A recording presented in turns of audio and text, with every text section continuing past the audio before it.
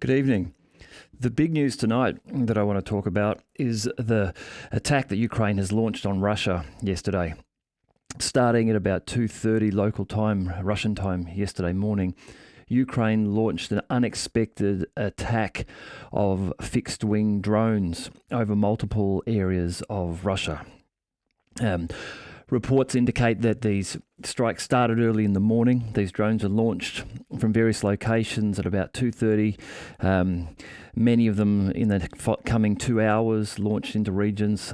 Some being sent later and later at subsequent attacks, getting around the time of the dawn. Multiple regions were struck, it seems. Pskov, which is an area where I'll talk about in a moment, where strikes occurred on an airfield. Oryol, Ryazan region, Kaluga, and Moscow regions. Even Sevastopol, allegedly drones have been reported as being sent to that area in this attack last night. Now, the Pskov military airfield here is the one area where it seems as though the attacks had some success. This airfield, I'll just go to the map here so we can see here. Now, this airfield is interesting, and I'll come to that and why in just a moment. But reportedly, 2 IL-76s were destroyed by these drones, and 2 more IL-76s have been damaged. The IL-76 is a large Russian air freighter. So just on the screen there now, I've got some pictures of what they look like. A large 4-engined, I think, turbofan-driven air freighter used by the aerospace forces of Russia. Also in use, I believe Ukraine has some of these in use, or had some of these in use anyhow. So 4 of these allegedly have been taken out. Now, the reporting of this has been corroborated on Russian Telegram channels. Reporting is that upwards of 20 or 21 drones were sent towards the airfield. And a large number of drones combined in these total attacks over areas of Russia today, including areas in Moscow. Now, as I said, I'd mentioned that something that was interesting. So looking at the map here, so this is looking at Ukraine and Europe. Down here in the bottom area of the screen, we can see all these dots. That's our normal Ukraine area where we view this map. Moving up past this yellow line, that's the southern border of Belarus. And then moving up beyond it, up past Belarus, past Lithuania, past Latvia, and just to the east of Estonia, if I zoom in here, this is Pskov airfield is in this area here. So as you can see, this is some distance away from Ukraine. If I measure it out, which I did before, it's about 670 kilometers down to the closest part of Ukraine down here. So this attack on this airfield here has raised some questions. And now, while I can't confirm this, but there is some reporting that what may have been used in this attack are some SIPAC Australian drones. Now, these drones manufactured in Australia are interesting in their own regard. And in this particular case, for 2 reasons. 1, they're made of cardboard. And 2, they allegedly have a range of 120 kilometers maximum range. So, as I say, this isn't completely confirmed that it was these devices used in this attack. However, there was an interesting report put out by the Kiev Independent just a few days ago, and this spoke of a drone attack using Australian SIPAC cardboard drones on the Kursk airport. Now, there was some video that was allegedly from that, which in itself was interesting because the video was allegedly from the Ukrainian attackers It was Ukrainian footage. It wasn't footage taken by Russian sources. They were at the Kursk airbase, and they were at ground level. So this wasn't video footage from another drone showing the strike. This was people on the ground, apparently within the airbase. So that was interesting to begin with. Now, the reporting here was that about 6 jets were destroyed. And this was quite big news, it seemed, initially a couple of days ago, although it has died out very quickly. And what is very interesting is that attack has had zero corroboration from any of the Russian Telegram channels. Now, I follow quite a few of the Russian Telegram channels, and this is in stark contrast to today's drone attack on the Pskov airfield. Now, here, immediately after that, there were reports on the Russian Telegram channels that, yes, strikes had occurred. Yes, these IL-76s had been damaged. Originally, it was 4 of them destroyed, and then it became 2 of them destroyed and 2 of them damaged. It was the latest reporting that I saw. But So the one that occurred earlier, just over on the weekend of the Kursk airfield attack, there has even been release of satellite footage of the airfield released on the weekend, so just after the attack. And that satellite footage, this is detailed satellite footage. This is more detailed than what you see on Google Maps. Shows no indication of any damage to any aircraft or to any damage on the ground.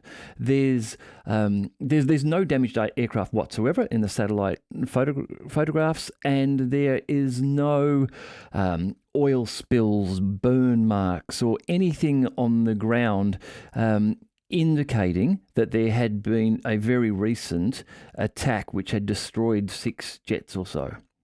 So that story appears now to be a complete fantasy, unusual. It was a big story, but appears to have come from Ukrainian media and not to have occurred. Now, the attacks overnight have occurred. Now, what is interesting is that while the report on the Kursk attack, which doesn't seem to have occurred, mentioned these Australian Sypack cardboard drones, some of the Telegram channels are today suggesting that today's attack also involved those drones. Now, if that is the case, then this brings into questions of where were these drones launched from. Reportedly, there were 20 or 21 that attacked the airbase. With a range of 120 kilometres. So I'm just going to zoom in here a little on the screen to where the airfield is. If we take out our tape measure here to 120 kilometres, then that puts us right through Estonia, down into Latvia, but it doesn't get us anywhere near Ukraine. So this is what is raising some questions today as to, have we perhaps seen an attack launched from a nation other than Ukraine onto a Russian airbase? Now, I can't say. I'm not there. As I say, there is still data coming through and information which is missing, such as confirmation of the exact drone type. There are reports that in almost all of the other regions, the drones that were used were shot down. There don't seem to be any reports of any major explosions occurring or damage being done in the other areas overnight, even though there were a number, I think 8 different areas that were reportedly attacked by drones in this sort of swarm, unexpected attack. Yet, clearly in the region up here at the airfield where the attack has occurred, there have been, at least 4 of the 21 drones, it appears, have been successful in that 4 aircraft have been destroyed. Now, possibly more than that hit. But people are then asking questions such as, if these drones were launched from Ukraine, now, so let's assume that they weren't the smaller cardboard Psypacks with the limited range of 120 kilometers, but if they were launched from Ukraine, then they still managed to travel shortest distance, 650, 670 kilometers, which is a decent range, particularly given that it would have travelled all the way over Belarus, or if they were launched from somewhere near Sumy, perhaps between Chernihiv and Sumy in the northern Kiev and the northern Kharkiv region, perhaps they could have skirted the Belarusian border and travelled along there. But there's no reporting at this stage of drones being detected flying over Belarus, flying up this pathway across Russia. So some people have said this may be because the drones are made of cardboard. They have a small body. Because they're cardboard and not metal, they're not as reflective and not picked up by radar. Now that may well be possible. If we look at them here, they only look as if they're about maybe a metre and a half to a metre 80 wide, 6 feet wide or something, their wingspan, so they're not large. That may be a possible reason. But then, if that were the case, how did they travel 650 kilometres when they only have a maximum range of 120 kilometres? So that leads us back to it being larger drones that were involved. Now, if they were larger drones, then they're not cardboard. And they are ones which you would imagine would have been detected at some stage flying on this 700, almost 700 kilometre pathway over Belarus. Who knows? I expect we'll find out more in the next day or so. But that's some of the interesting news that has happened in the last 24 hours. Now, if we move down and continue just now with our daily battle update, if we move down and we look at the Bryansk region, which is in the northern region up here of Ukraine, to the east of Kharkiv. In this area here, the Zapad group of forces continuing to operate artillery and heavy flamethrower systems. We spoke about those thermobaric systems yesterday and the terrible damage that they can do. Reportedly, they have repelled 6 attacks of the Ukrainian Armed Forces 43rd and 115th Mechanized Brigade, close to Sinkovka. And Sinkovka is right up here near, this is Sinkovka right at the top of our little map here. Only a few kilometers, Sinkovka to Kupiansk, it's 7-8 kilometers to the heart of Kupiansk. It's more like 6.5 kilometers to the outskirts of Kupiansk. So fighting attacks by the Ukraine forces repelled close to Sinkovka. Some notes from the front line in this area is that on the Kupiansk front, Russian units continue their advance. In the past day, another Ukrainian stronghold in the Sinkovka area was captured. Russian armed forces also continue to stabilize the front line near Kislovka and Novovodadne. Although Ukrainian forces are attempting counterattacks, they haven't been successful at this stage. Field reports indicate an intensified offensive against the armed force of Ukraine and positions in fighting around Yahidne. Now, let me just zoom out here a little bit. So this is here, this area here, south of Sinkovka, probably looking more like 15 or 18 kilometers away from Kupiansk. So new area there, intensified fighting in this area here. This is the Ministry of Defense reporting. They report that the Ukrainian forces have lost 50 personnel killed and wounded in this area. Two armoured fighting vehicles and 3 motor vehicles have been eliminated. Now, moving down here to the Krasny Liman area. Krasny Liman, this is where the center group of forces are operating. they have been using artillery and army aviation. They've repelled 3 attacks by the Ukrainian 12th Special Brigade, the 22nd and 63rd Mechanized Brigades near the Kremniy. This is a forested area around here. And Chervonaya, Dibrova, and Yampolovka. Up to 80 personnel have been killed or wounded in the Ukrainian armed forces, 2 infantry fighting vehicles destroyed, 3 armoured fighting vehicles, and 2 pickup trucks have been eliminated. Now, moving down then to Donetsk region. So Donetsk here, just at the bottom of our screen, and Bakhmut or Artyomovsk up here. In Donetsk, which is the area where the Yug group of forces are operating, they have repelled the 59th Mechanized Infantry Brigade's attack near Nevelskoye and have improved the situation on the front line around here. On the Artyomovsk front, the initiative shifts to Russian units. Over the past hours, the enemy attempted once again to take Kleshchiivka. Now, Kleshchiivka is here on our map. It's just south of Bakhmut, and heavy fighting has been going on here for a 6-week period now.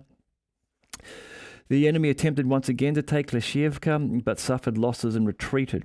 Meanwhile, Russian armed forces successfully counterattacked in the Kurdyumvika area, regaining control over some previously lost positions. Now, this area here, we are starting to hear of some Russian successes pushing to the west here, and that may be due in part to reports that some Ukrainian brigades have been pulled out of this area here, pulled out of the area to the east of Donetsk to concentrate on the Kupiansk area and try and hold back the Russian forces there.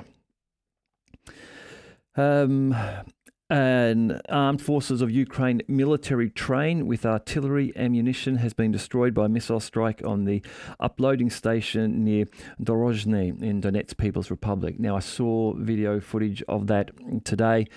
A train with maybe 10 or 12 carriages on it, seen from a drone in the air, and then strikes hitting that and that train going up in explosions. Also reporting is that an ammunition depot of the 93rd Mechanized Brigade has been destroyed near Druzhkovka. An ammunition depot of the 79th Air Assault Brigade has been destroyed near Novomykhailovka. 2 command and observation posts of the 67th Mechanized Brigade of the Armed Forces of Ukraine have been destroyed near Serebryanka. In total, the enemy losses were more than 340 killed and wounded in the last 24 hours in this area of Donetsk. This is a very large number being reported. Now, as I've said many times, this is the Ministry of Defence reporting. They explain that they get these numbers by intercepting Ukrainian communications on the number of killed and wounded. While I freely admit that these are to be taken with the level of skepticism you think is appropriate, given they are Russian reports, however, they do appear to be consistent. They turn up each day in the same format. Elements of what they report on we are able to verify, and we find video footage corroborating them later. And so while the exact numbers here may be inflated, may not be right, I can't say. I'm not there on the ground. I'm not counting the poor people who have died here. But this number of 340 in the Donetsk area, if this has been reported correctly, is a very high number. In the last couple of weeks, we've seen high numbers of 200 or 240, but 340 is a very large number. 6 armoured fighting vehicles and 13 motor vehicles, as well as 2 howitzers, D-20 and M-Star-B. Now, this is the other interesting thing, if this number is correct, is that we see only 2 pieces of artillery reportedly destroyed. In our last month or so of making these reports, it has become apparent that the Russians are hunting Ukrainian artillery pieces, both towed and self-propelled. And we often see quite a few of those being reported. Now, in this case here, with the losses of 340, only 6 armoured fighting vehicles and 13 motor vehicles. So these are trucks, supply trucks, pickup trucks, that type of thing, not armoured vehicles. And only 2 pieces of artillery. This may be an indication that in this area there are tactics are moving again towards infantry attacks, and that Ukrainians are attacking on, well, perhaps not in small numbers anymore, but perhaps in larger numbers, but on foot and without the protection of armoured fighting vehicles. I'm just speculating on this, but just looking at these numbers, looking at the relatively low number, there's no indication of tanks, 6 armoured fighting vehicles being destroyed, but so many individuals killed and wounded, and only a small number in this region of pieces of Ukrainian artillery. It makes me think that perhaps Russia is beginning to win the artillery battle, the duel in this area.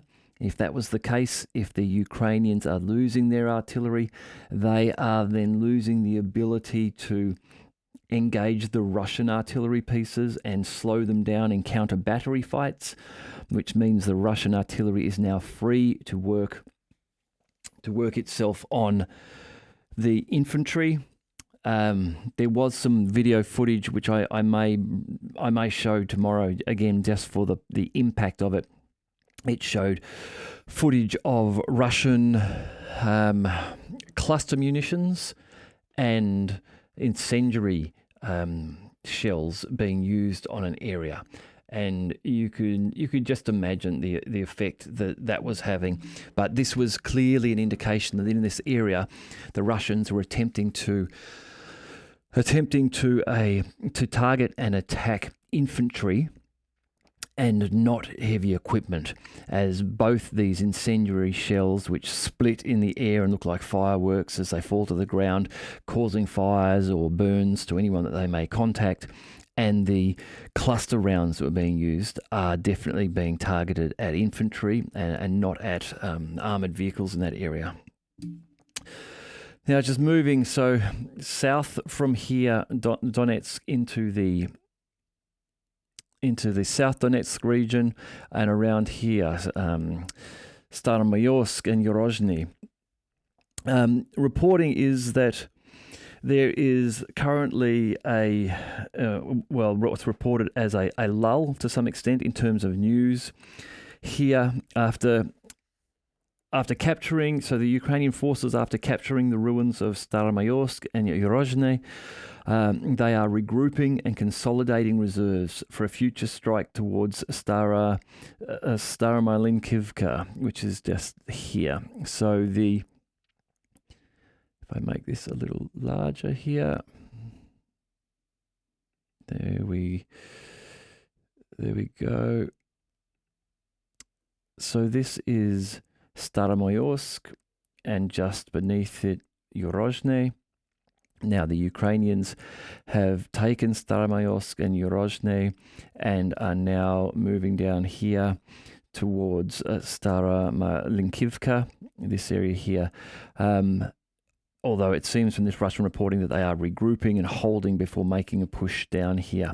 Now, part of what they may be doing too is that, as we can see from this yellow line, which was a rough indication of the Ukrainian front line, is that they need to be careful that they do not drive themselves into a wedge and move too far down like this and get themselves to a position where the Russians then can, from the west, from Pryotny perhaps, or Novodonetsk here, can drive either eastward from Pryotny or drive westward from Novodonetsk, and then get behind the Ukrainians and cut them off. Those ones who have travelled down and made their way down to Staromylinkivka then become effectively encircled and trapped and cut off from supplies.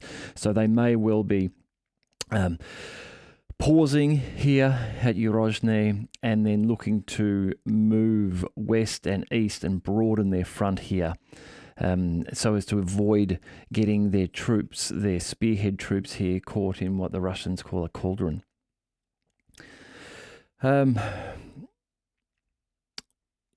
In the South Donetsk region, the Ministry of Defense reports this is where the Vostok group of forces are operating. Ukrainian losses of servicemen today have been 100 men, 2 armoured fighting vehicles, 3 motor vehicles, 2 howitzers, being an Akatsiya and a Giant B. Again, compared to the last week of activity, only 2 pieces of artillery being reported as have been destroyed in this region, lower than what we have seen recently. Again, this does make me wonder if perhaps the Russians are gaining the upper hand in these artillery duels, and the Ukrainians are perhaps struggling to replace the ones that they are losing, and they may then be, for that reason, not having so many at the front line for the Russians, to strike. I think we'll find out if this trend continues over the next couple of days. Okay, now moving to Zaporozhye region here. Zaporozhye. So the activity that has been going on here is all focused on Robotne. Now, there has been forests of written about Robotne over the last 2 months. On social media like Twitter and Telegram, the pro-Ukrainian accounts, those supporting Ukraine, are reporting on Robotny almost constantly, and are reporting upon its capture as being a major victory. Now, if I can just, on the screen here, I'm just zooming out a little bit here. This is where Robotny is. This is where Tokmak is, which is allegedly the next target. So from Robotny to Tokmak, it's about 45 kilometers. Now, let's just say that after capturing Robotny, the Ukrainians did make it to Tokmak.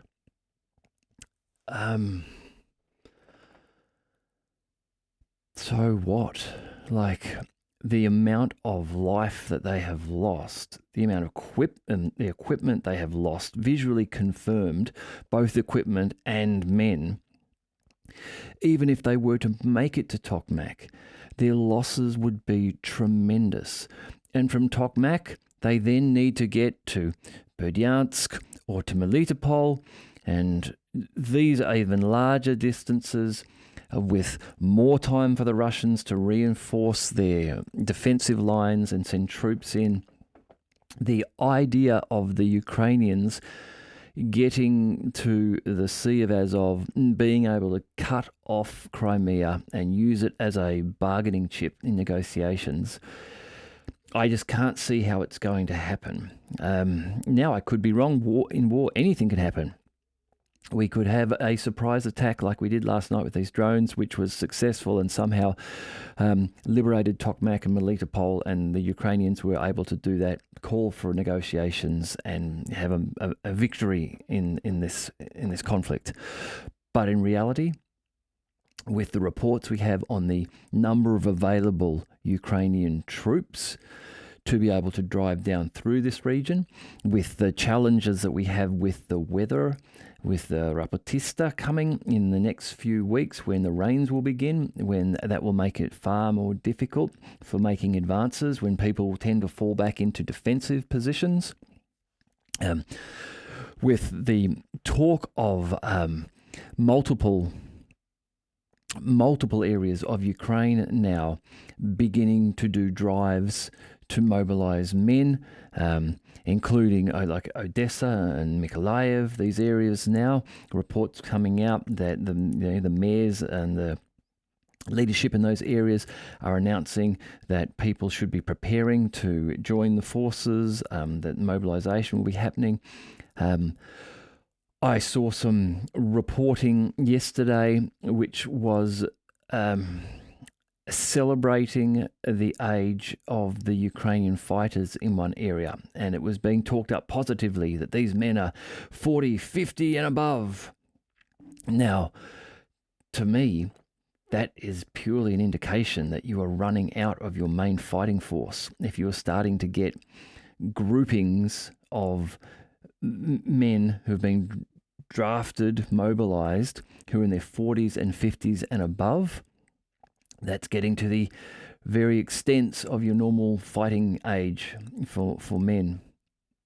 So with all of this happening, even in Robotny, where the losses have been tremendous, there have been claims in the last couple of days that Robotny has been taken by the Ukrainians, that they control Robotny. However, if I read through just some of the reporting here, so in the Zaporozhye region, aviation and artillery has been operating, has repelled 2 attacks by the 46th Air Mobile Brigade close to Verbovye. Now, Verbovye here, which is just to the east of Robotny. In distance, it is 9 or 10 kilometers. Between Verbovye here and Robotny is the first main line of the Russian defense. The Ukrainian forces have almost reached the first main line. So with the nearly 90 days of fighting to get down from Orkiv to Robotny, to get from this area down here, 15 kilometers. So to get that far in 90 days and to still have not met and encountered the real first reinforced front line, which runs down roughly somewhere like this. So the Ukrainians have not actually tested themselves against the first line of the full defense. And the reporting is that Russians have repelled 2 attacks in this area today. On the Zaporozhye front, the main battles continue in the area of Rabotino or Robotny. The Ukrainian forces in the ruins of the village attempt to advance towards the southern part of the settlement, but come under heavy fire from Russian artillery. Despite losses, the Kiev command continues to deploy new reserves to this area. It's evident that the enemy's main objective is a further strike towards Novopokrovka, which is just here, just south of Robotny. And this is where we spoke about yesterday.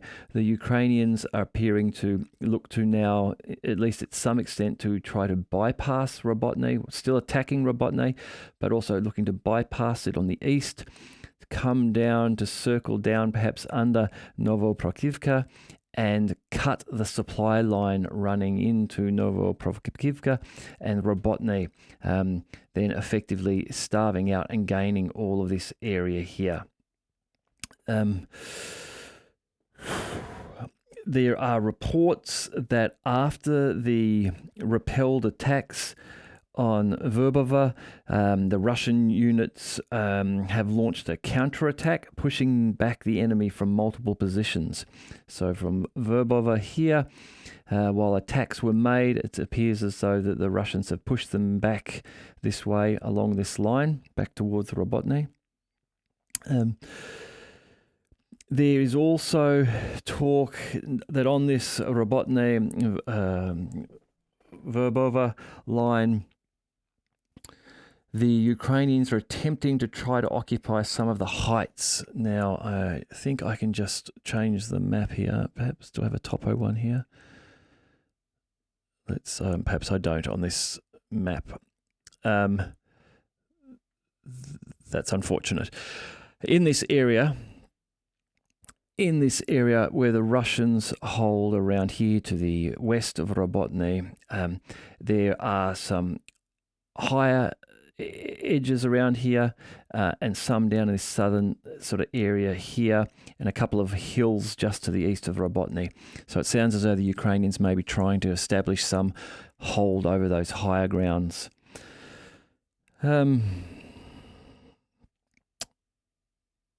in terms of the losses in this area, an enemy Leopard tank, 3 M777 artillery systems, 2 M119 howitzers, as well as a UK-manufactured FH-70 howitzer has been destroyed, and 90 servicemen.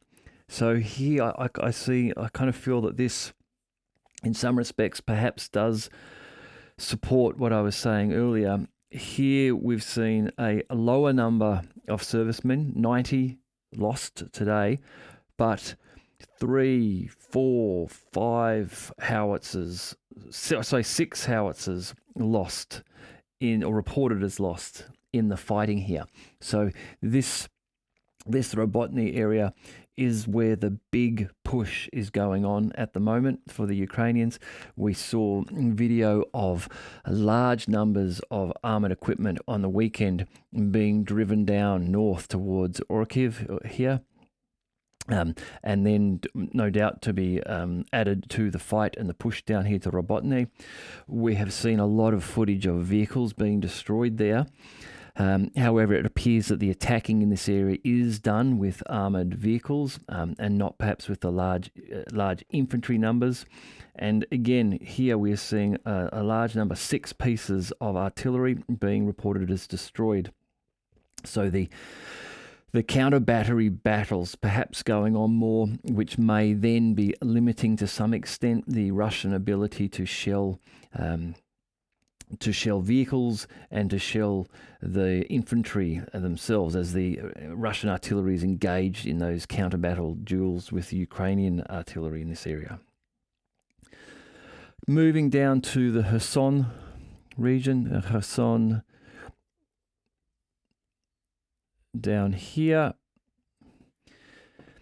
The enemy losses are up to 20 Ukrainian servicemen, 3 motor vehicles, and 2 D-30 howitzers.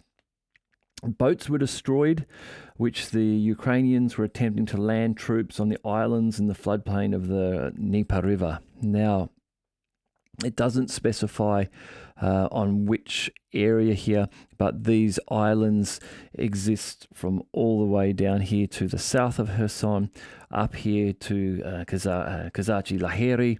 Now, Kazachi Laheri is where we had Ukrainian forces about a fortnight ago come across in some numbers and get into this area for a day or two. They sustained some forces in that area. Then Russian artillery and Air Force bombing seem to have pushed them out. There's reports that there is a force amassing of 1,000 troops, Ukrainian troops, around this area looking to make another push across. But in the last week, we've really seen a lull in terms of news in this area, and it does seem in terms of activity in the Kherson region. Now, many people are suggesting that this is purely due to the fact that Robotny is the focus, and an attempt to get through here, to get to Tokmak and claim success, is the major focus for Ukraine, that forces are being pulled from the east and the west around these areas to support that push there at that stage, and why we're seeing less news perhaps from the Kherson region. Now, in the Black Sea, reporting today that in the Black Sea, the Black Sea Naval Aviation aircraft destroyed 4 high-speed military boats with landing groups. These are reportedly Special Operations Forces servicemen, with a total number of 50 men on those boats. It's possible that the plan was for these to land on Crimea and establish some sort of an attack or landing somewhere on Crimea. Also, if you remember, there was reports that in the drone attacks that Sevastopol came under drone attack. So I don't know if they were perhaps connected in any way. So look, that's it for today for the battle update. Yes, Ukraine has had some success, perhaps more so in terms of media and PR, in that they have been able to fire drones over multiple areas of Russia into Moscow, and that they have been able to damage these 4 IL-76 airlifter craft. But in all honesty, that is going to have an insignificant impact on the Russian ability to conduct this offensive. I read reporting somewhere that Russia has 100 of those IL-76s. So losing 4 of them, yes, that's not something that, that is a win for Ukraine, not something that the Russians would want, but not something that is going to significantly change the course of the fighting. And in terms of what's been happening on the front line, we're just seeing a continuation of the hard slog through the area of Robotne to try to make some sort of success for Ukraine. Stalling in the Kherson region, stalling in the South Donetsk, in the Yorozhne, Staromayorsk region. It appears as though now some Russian offensive success in the Donetsk, Bakhmut and Klishchiivka areas, and the continuing small pushing westwards from Krasny Liman up to Kupiansk. Really, overall, it seems as though there is a net win going on for the Russians in terms of the front line at this stage. All right, if you've watched this tonight, thank you very much. I hope you've enjoyed the show. I hope you're enjoying the reports. If you haven't subscribed already, please consider subscribing, and I look forward to talking to you again soon.